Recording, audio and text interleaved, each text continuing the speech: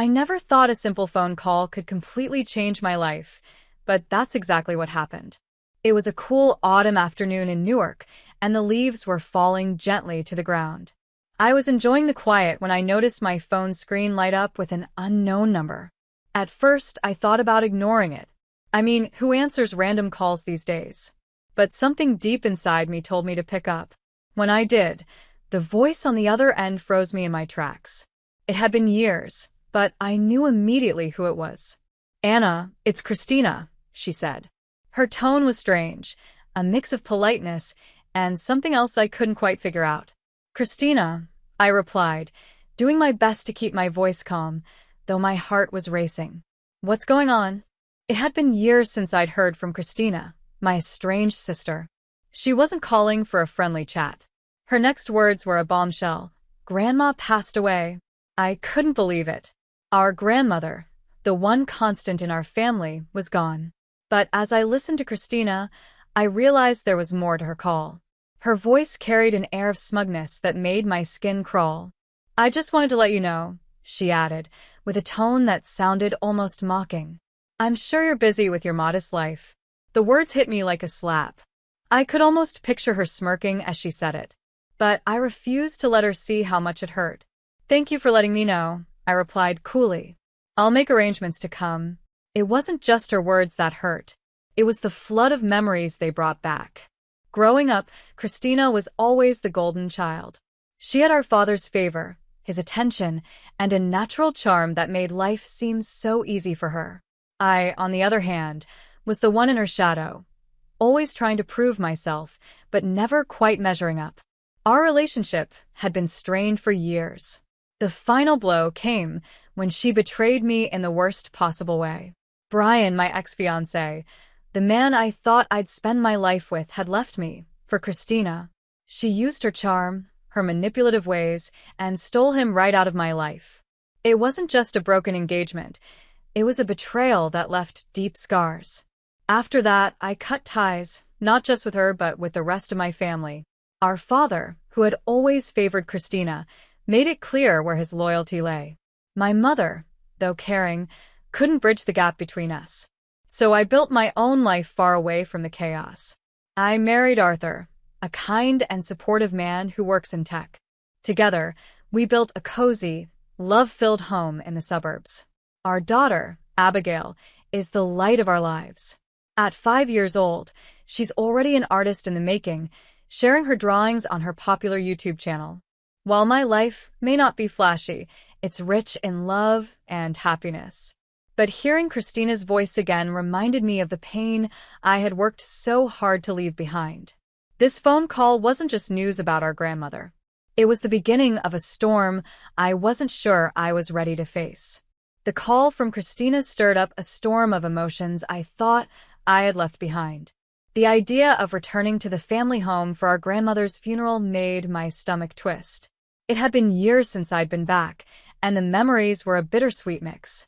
Grandma had always been the heart of our family, the one person who believed in me no matter what.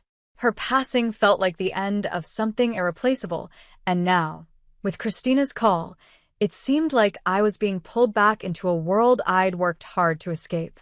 Over the next few days, I tried to prepare myself for the trip. Packing my bags wasn't the hardest part. It was the emotional baggage I knew I'd be carrying. Seeing Christina again was something I wasn't looking forward to. Her call hadn't just been to inform me of Grandma's death. I couldn't shake the feeling that there was more to it. With Christina, there always was. The day of the funeral arrived, and soon I found myself standing in front of the old family home. It looked exactly as I remembered it, and yet something felt different. The house seemed to hold whispers of the past, of our childhood laughter, arguments, dreams, and disappointments. Stepping inside, I was hit by a wave of emotions. The air was thick with grief, nostalgia, and unspoken tension. The rooms were filled with familiar faces. Some wore expressions of sorrow. Others had a guarded look, as if they had come not just to mourn but to observe, judge, or scheme. As I moved through the crowd, I saw her, Christina. She stood near a group of people, effortlessly commanding their attention. She hadn't changed. Her charm was still magnetic, and her presence reminded me of the old family dynamics I had tried so hard to escape. I kept my distance at first, unsure of how to approach her, or if I even wanted to. But Christina had other plans. During the ceremony, while people were delivering heartfelt eulogies, she managed to catch me alone. "Anna," she said, smiling in that way she always did, polite but insincere. "It's been a while." I forced a smile. "Yes, it has. How have you been?" "Oh, she said, her voice coated in false sweetness. "Life has been interesting." I could feel the familiar undercurrent in her words, the subtle digs and unspoken rivalry that had never truly disappeared. For a moment, we just stood there, exchanging pleasantries that felt anything but pleasant. It was clear to me then that this wasn't just about saying goodbye to our grandmother. It was about something deeper, about facing the unresolved past. Looking at her, I realized that this reunion wasn't just about mourning. It was about confronting everything I had avoided, the betrayals, the unspoken grievances, and the choices that had shaped who we both had become. Little did I know this was only the beginning. I knew this encounter would bring revelations that could shake everything I thought I knew about my sister and our family. The days leading up to the funeral were tense, filled with emotions I had tried to bury. I kept busy with Arthur, Abigail, and our everyday life, but no matter how much I tried, I couldn't escape the thought of seeing Christina again. It wasn't just her. It was the whole family I had distanced myself from. Memories of the past were creeping in, and they weren't all happy ones. When the day of the funeral finally came, the atmosphere was thick with sadness and unresolved feelings. The family home, with its faded charm, was crowded with relatives and old friends. The house seemed alive, like it was silently watching over us, holding on to the echoes of our childhood, the laughter, the fights, and the secrets we'd hidden within its walls. As I entered the living room, I felt her presence before I saw her. Christina was there, as poised and confident as ever. Her polished appearance only reminded me of the rivalry that had always existed between us. It wasn't long before she made her way over to me, her smile softer this time, but still edged with something I couldn't quite trust. "I've been meaning to catch up," she said, her voice friendly but with a hint of curiosity. "It's been a while since we talked." I forced a polite smile, trying to keep my emotions in check. "Yes, it has. How have you been?" "Oh, Christina said with a dismissive wave of her hand. "Busy but good. I'm sure you've heard from the family how things have been for me." I nodded, though I wasn't entirely sure what she was referring to. The last I had heard, Christina was living a glamorous life in Jacksonville, full of success and luxury. At least, that's how the stories went. But I knew better than to believe everything I heard. With Christina, there was always more beneath the surface. During the wake, she made sure everyone knew about her so-called perfect life. She talked endlessly about Jacksonville, her upscale lifestyle, and her achievements. It was clear she was trying to impress, to prove her life was better than mine. I watched her with a mix of irritation and curiosity. Behind her confident facade, I could sense the same lies and manipulations that had defined her for years. She even brought up Bryan Adams, my former fiancé, and now her ex-husband. Her casual mentions of him, her attempts to appear unaffected by their failed marriage, felt like she was reopening an old wound. Bryan had once been my everything. We had plans, dreams, and a future until Christina, with her charm and cunning, took him away. The betrayal broke me, leaving scars that I thought had healed. Seeing her now, so nonchalant and proud, was a painful reminder of all I had lost. It wasn't just about Bryan. It was about all the hurt she had caused. This encounter wasn't just about the funeral. It was forcing me to confront a past I had tried so hard to leave behind. I decided it was time to confront Christina about the past. I had carried the weight of her betrayal for far too long, and I hoped that talking to her might bring me some closure. As the crowd at the funeral began to thin out, I spotted her standing near the living room window. Summoning my courage, I approached her. "Christina, can we talk?" I asked, doing my best to keep my voice calm. She turned to me, her expression unreadable at first, but her eyes narrowed slightly. Of course. What's on your mind? I took a deep breath, trying to steady my emotions. I need to understand, I began. Why did you have to take Brian from me? What made you think it was okay to destroy what we had? For a moment, Christina's cheerful mask dropped, replaced by a colder, more calculating look. Anna, it's not about taking anything, she replied, her tone sharp. Brian and I had our own connection. You just didn't see it. Her words stung, but I wasn't going to back down. You manipulated him, I said, my voice rising with emotion. You knew how much I loved him. You knew what he meant to me. She shrugged, her indifference infuriating. Brian made his own choices. You can't blame me for that. Life doesn't wait for anyone, Anna. You need to move on. Her dismissive attitude only made my anger grow. You never understood, did you? I said, my voice trembling. It wasn't just about Brian. It was about everything. You always seemed to have everything handed to you while I was left struggling to prove myself. Her expression hardened, and her voice turned icy. Don't blame me for your shortcomings, she shot back. We all have our battles. Maybe if you had been more assertive, things would have turned out differently. Her words felt like knives, cutting into wounds I thought had healed. I wanted to lash out, to yell, but I forced myself to take a deep breath. This isn't just about Brian, I said quietly. It's about our family. It's about the way everything always seemed to work in your favor while I was left behind. Before she could respond, a group of distant relatives approached, pulling us apart. The confrontation ended abruptly, leaving everything unresolved. I stepped away, my emotions swirling, and spent the rest of the evening in a daze. Faces blurred together as people offered their condolences, but my thoughts were stuck on Christina and the painful memories she had stirred up. The next day, as the funeral came to a close, I felt a mix of relief and unease. The family dynamics were as complicated as ever, and I couldn't shake the feeling that there was more beneath the surface. Christina's perfect life was starting to show cracks, and I was determined to uncover the truth. I left the funeral with a heavy heart, but a newfound resolve. The confrontation had opened old wounds, but it had also set the stage for deeper revelations. I knew the road ahead wouldn't be easy, but I was ready to face it. The days that followed were quiet, yet unsettling, as I prepared myself for what was to come. I kept replaying my confrontation with Christina in my mind, trying to make sense of it all. No matter how hard I tried, I couldn't shake the feeling that our family's issues were still deeply rooted and unresolved. My mother's apology, though kind, didn't fix the years of distance and pain. It felt more like a bandage on a wound that needed more than just words to heal. During this chaotic time, Arthur and Abigail became my safe haven.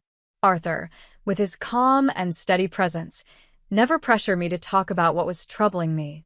Instead, he simply stayed by my side, offering quiet support. Abigail, with her youthful energy and curiosity, was my light in the darkness. She poured her heart into her YouTube channel, sharing her artwork with the world. Her joy and excitement were contagious and gave me something positive to focus on. But the calm didn't last long. Christina, ever dramatic, took to social media in an attempt to belittle me. Her posts were filled with sarcasm, painting herself as wildly successful while making veiled jabs about my ordinary life. It was frustrating to see her try to make herself look better at my expense, and it hurt to know she was doing this so publicly. That's when Abigail's YouTube channel became an unexpected tool in this battle. One evening, after seeing a particularly cruel post from Christina, I had an idea. Abigail and I decided to make a video, not to directly confront Christina, but to show the happiness and love in our lives. We created a heartfelt video featuring Abigail's art and moments from our family life. While it seemed innocent on the surface, we included subtle references to Christina's lies. It was our way of standing up for ourselves without stooping to her level. The video took off quickly. Viewers flooded the comments, praising Abigail's talent and the warmth of our family. It didn't take long for people to connect the dots, and the tide began to turn. Christina's carefully crafted image started to crack. People began pointing out the inconsistencies in her stories, and her social media posts were filled with criticism. The truth about her manipulations was finally coming to light. As the video went viral, Christina's reputation began to fall apart. The backlash on social media was harsh, and people started questioning the persona she had spent years building. Meanwhile, Brian, her ex-husband, was also struggling. The public attention surrounding their failed marriage and his involvement in this drama affected his professional life. He made a critical mistake at work, which led to him losing his job as a software engineer. The pressure of his personal and professional failures pushed him into a downward spiral. For Christina, the strain became too much to handle. Her perfect facade was crumbling, and with it, her sense of control. The fallout from this battle was far from over, and it was clear that the choices we made now would shape the future for everyone involved. Christina filed for divorce, cutting her final ties with Brian. Their son, Gabriel, became an innocent victim of their turmoil. With Christina's unstable situation, Gabriel was placed in a care facility, a far cry from the privileged life Christina had once proudly shown off. The cracks in the family's dynamics grew wider, forcing everyone to face the consequences of past actions. Amidst the upheaval, my mother approached me. She had always been more sympathetic toward Christina, but now she stood before me with tears in her eyes and an apology on her lips. "I'm sorry, Anna," she said, her voice trembling. "For everything. We should have treated you better. I see now how much pain we caused." Her words, though genuine, didn't erase the years of hurt. Still, I appreciated her honesty. It was a step forward, but healing would take time. I decided to keep our relationship polite but distant, focusing instead on what truly mattered, my own family's happiness and peace. With all the drama swirling around us, Arthur and I decided we needed a break. We planned a trip to an amusement park for Abigail, a day to escape the chaos and reconnect as a family. It turned out to be exactly what we needed. Abigail's laughter filled the air as she raced from ride to ride, her joy infectious. Arthur and I held hands, enjoying the simple moments that reminded us why our little family was so strong. The outing gave us a chance to step away from the shadows of the past and focus on the light of the present. Watching Abigail's excitement and feeling the warmth of Arthur's presence, I realized how far we'd come. This was our life, a life built on love, trust, and support. It wasn't perfect, but it was ours, and that was enough. As the weeks passed after our trip, a sense of calm began to settle over us. The chaos that had once shaken my world was fading, and I could feel a new balance taking hold. Christina's downfall was harsh, but inevitable. Her constant need to prove herself, her envy, and her manipulative actions had finally caught up with her. The divorce, the loss of her son's care, and her crumbling reputation were painful consequences of the choices she had made. Brian, too, was facing his own struggles. His dismissal from his job left him adrift, struggling to rebuild his life. But for me, these events felt distant, like echoes from a life I no longer lived. My focus had shifted entirely to my family and the contentment we had found together. Through everything, I learned a powerful lesson. The past may shape us, but it doesn't define us. With Christina's influence fading and my family thriving, I felt a renewed sense of hope. Our journey was far from over, but for the first time in a long while, I could look forward to the future with peace in my heart. Arthur and I worked hard to strengthen our relationship, leaning on each other for support. Despite the challenges we had faced, our bond only grew stronger. Our daughter, Abigail, was thriving in her creative pursuits.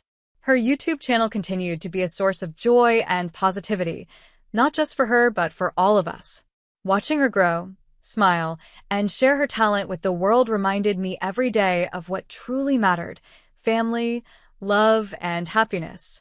One day, I received a letter from my mother. In it, she poured out her feelings of regret, apologizing for how things had turned out and asking for forgiveness.